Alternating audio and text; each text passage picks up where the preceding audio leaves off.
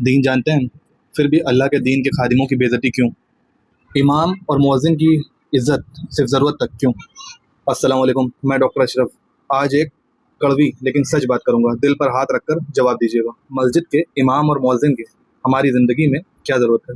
جب فجر کے وقت پورا شہر سو رہا ہوتا ہے تب مؤذن اللہ اکبر کی صدا پورے میں بلند کر رہا ہوتا ہے۔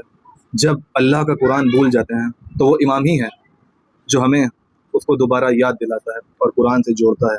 جب نکاح ہوتا ہے امام چاہیے، جب جنازہ ہوتا ہے امام چاہیے، جب بچوں کو قرآن کی تلاوت سکھانا ہوتا ہے تب امام مؤذن چاہیے۔ لیکن جب امام مؤذن کی عزت کرنی ہو تب لوگ غائب کیوں ہو جاتے ہیں؟ سب سے زیادہ دکھ کی بات یہ ہے کہ ان کی تنخواہ بہت کم ہے اور ساتھ ہی ساتھ ان کی عزت بھی کم کر دی جا رہی ہے دھیرے دھیرے۔ کوئی انہیں سب کے سامنے ڈانٹ دیتا ہے، کوئی ان سے ایسے بات کرتا ہے جیسے چند روپیوں میں ان کی عزت خرید لی ہو۔ سن لیجیے غور سے، 4 یا 5 ہزار روپے کسی کی زندگی کی قیمت نہیں ہوتی، اور ان پیسوں میں کسی کو خرید نہیں لیا ہے، اور نہ ہی کسی اللہ کے بندے کو ذلیل کرنے کا لائسنس لے لیا ہے اتنا ذرا سا پیسہ دے کر۔ یہ اللہ کے دین کے خادم ہیں، یہ اللہ کے سپاہی ہیں۔ ان کے ہاتھ میں بندوق نہیں قرآن ہے، ان کی آواز میں نفرت نہیں اذان ہے۔ یہ لوگ کسی کی کرسی کے لیے نہیں، اللہ کی رضا کے لیے جیتے ہیں۔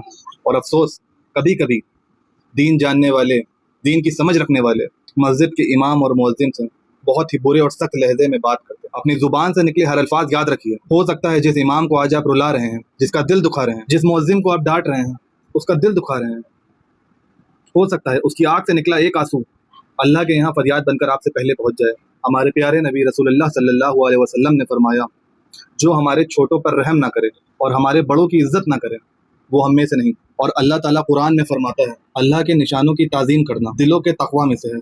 مسجد اللہ کا گھر ہے، اور جو اس گھر کی خدمت کرتے ہیں ان کے ساتھ ادب اور حسن اخلاق بھی ہماری رسپانسبلٹی، ہماری ذمہ داری ہے۔ اگر امام مؤذن سے اختلاف ہو تو ان سے بات کیجیے، مشورے دیجیے، لیکن بے عزتی مت کریے۔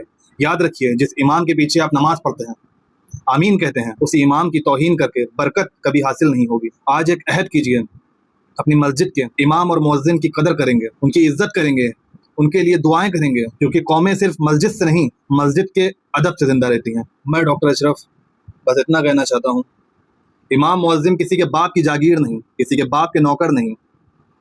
یہ ہم سب کا رائٹ ہے، ہمارا اندر یہ جذبہ ہونا چاہیے کہ ہم ان کی قدر کریں، ان کے بارے میں سوچیں، ان کے حق کے لیے سوچیں، ان کو اپنا نوکر، اپنا غلام نہیں سمجھیں۔